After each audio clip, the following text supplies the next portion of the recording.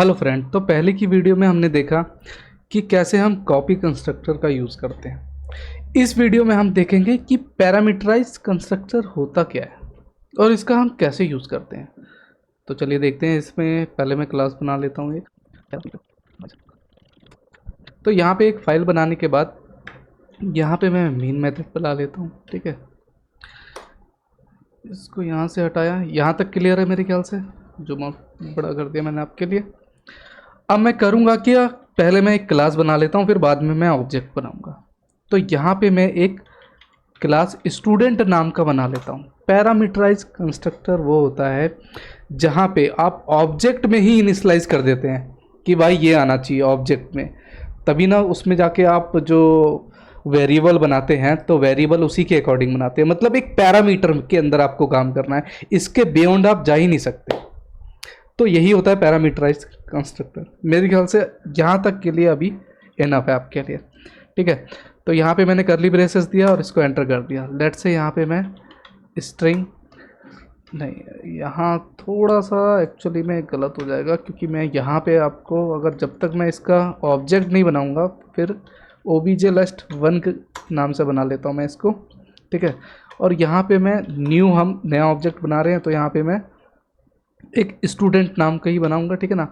अब पैरामीटराइज इसी के अंदर हम इनिशियलाइज कर देंगे। लेट्स से कि मेरा एक फ्रेंड है अंकित नाम का, मैंने उसका नाम अंकित दे दिया और उसकी एज, तो एज है उसकी 20, तो यहाँ पे मैंने 20 दे दिया और इसको मैंने टर्मिनेट कर दिया। ठीक है, और इसी तरह मैं एक ऑब्जेक्ट जो है अपना ओबीजे यहाँ पे कंट्रोल वी कर दिया। ठीक है, और यहाँ पे दूसरा ऑब्जेक्ट बनाऊंगा। ठीक है, और न्यू स्टूडेंट यहाँ पे लेट से मेरा एक फ्रेंड है आदित्य और वो 90 इयर्स का है। यहाँ तक क्लियर है। मैंने दो ऑब्जेक्ट अभी बना लिए। ठीक है ना, और बाकी चीज़ें अभी हम देखेंगे। ठीक है, तो यहाँ पे मैंने एक स्ट्रिंग दिया, जहाँ पे मैं स्ट्रिंग में क्या डाल सकते हैं, हम अपना नेम डाल सकते हैं और इंट में यहाँ पे हम एज डाल सकते हैं। यहाँ तक क्लियर है। ठीक है ना, क्लास बनाया और क्लास के अंदर फिर हमने वेरिएबल डिफाइन किया। वेरिएबल डिफाइन करने के बाद यहाँ पे आ जाता है अपना पैरामीटराइज्ड कंस्ट्रक्टर। ठीक है, अब यहाँ पे हम क्या करेंगे, क्या कि पब्लिक मैं नाम दे देता हूँ क्लास का स्टूडेंट। ठीक है, और इसी के अंदर मैं यहाँ पे स्ट्रिंग और नेम कर दूंगा और इंट जो है मेरा एज है यहाँ पे। ठीक है, तो यही हो गया अपना पैरामीटराइज जो हमने यहाँ पे दिया है। तो स्ट्रिंग जो है यहाँ पे नेम का है और इंट एज का है। इसके बियॉन्ड आप जा नहीं सकते क्योंकि हमने ऑब्जेक्ट में यही डिफाइन किया हुआ है। तो पैरामीटराइज यही होता है कंस्ट्रक्टर। ठीक है, यहाँ पे मैंने इसे करली ब्रेसेस देके एंटर करूँगा यहाँ पे, और अब जो मैं यूज़ करूँगा दिस कीवर्ड का यूज़ करूँगा। दिस कीवर्ड्स कॉल करने के लिए होता है। ठीक है ना, मेरे को भी नहीं पता था, इसमें कोई शर्म वाली बात नहीं है। अगर जो भी नहीं आता है गूगल पे जावा। ठीक है ना, तो सिंपली यहाँ पे देखेंगे बड़ा बड़ा लिखा के आ जाएगा, this keyword is refer to the current object is a method constructor. The most common use of the these keywords to eliminate confusion between the class attributes parameter with the same name because class attributes shadows of the method construct parameter। ठीक है ना, तो यहाँ पे हम object या display जैसा word नहीं करके दिस कीवर्ड का हम यहाँ पे यूज़ करते हैं। तो कोई भी सिंटैक्स कुछ भी नहीं आया तो गूगल हर एक चीज़ का उसके पास यूज जवाब होता है। तो करंट ऑब्जेक्ट के लिए हमने दिस कीवर्ड का यहाँ पे यूज़ किया हुआ है। ठीक है, तो यहाँ पे मैं दिस कीवर्ड का यूज़ करूँगा।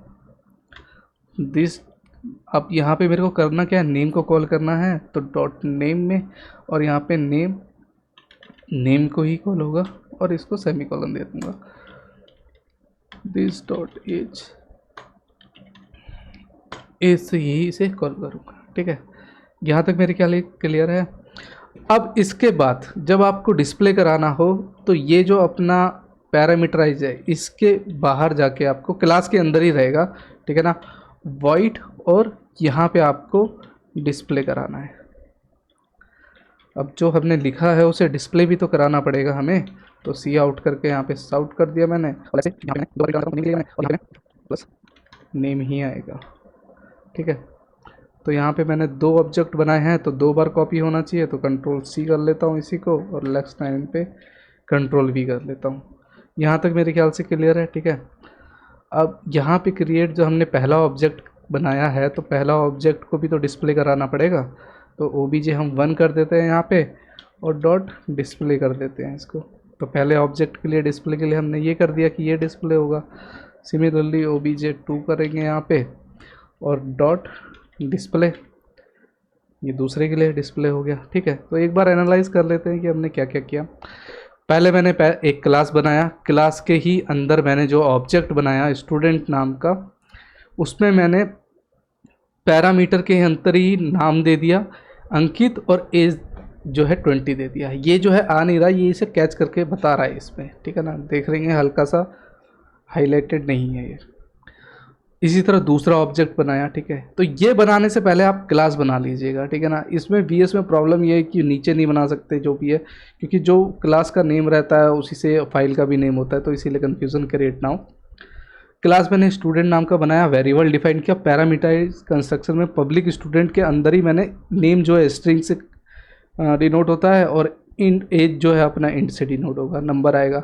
दिस कीवर्ड हमने यूज़ किया करंट ऑब्जेक्ट के लिए जो नेम है अपना, और नेम से ही कॉल किया, ठीक है। और एज भी है अपना, दिस से हमने कॉल किया और एज से ही हमारा ये कॉल हुआ असाइनमेंट ऑपरेटर यूज़ करके। ये करने के बाद क्लास में जब ये हमारा पैरामीटराइज के करली ब्रेसेस से हम बाहर आए, तो यहाँ पे हम वॉइड डिस्प्ले करेंगे जो हमारा इसमें भी अंदर क्लास के अंदर ही होगा, प्रिंट इसके बाहर नहीं होगा, ठीक है। तो वॉइड डिस्प्ले लिया और सिस्टम आउटडॉट लेके 2 बार हमें प्रिंट कराना है, तो सिंपली हमने इसे कर दिया, ठीक है। कंट्रोल एस करके अब यहाँ पे राइट क्लिक करके अगर मैं रन करूँगा तो मेरा नाम यहाँ पे मेरा प्रोग्राम रन तो हो गया, लेकिन थोड़ा सा स्पेस होना चाहिए क्योंकि ये थोड़ा हौच पौच हो गया इसमें, ठीक है। तो यहाँ पे मेरा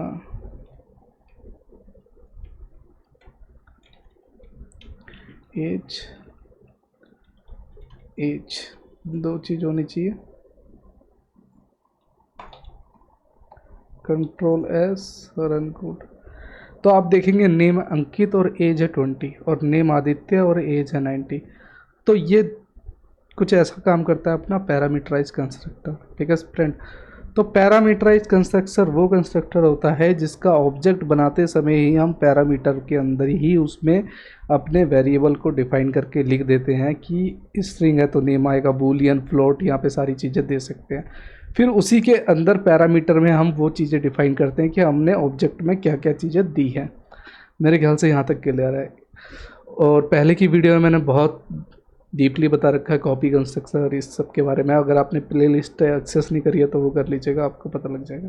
तो ठीक है फ्रेंड, मिलते हैं एक ऐसी नई वीडियो के साथ। आप खुद से ट्राई करिए, खुद से प्रैक्टिस करिए तो ज़्यादा आपको अंडरस्टैंडेबल होगा, क्योंकि जावा प्रोग्राम ऐसा प्रोग्राम है जितना आप खुद से प्रैक्टिस करेंगे, लॉजिक सीखेंगे, तभी आपको आएगा।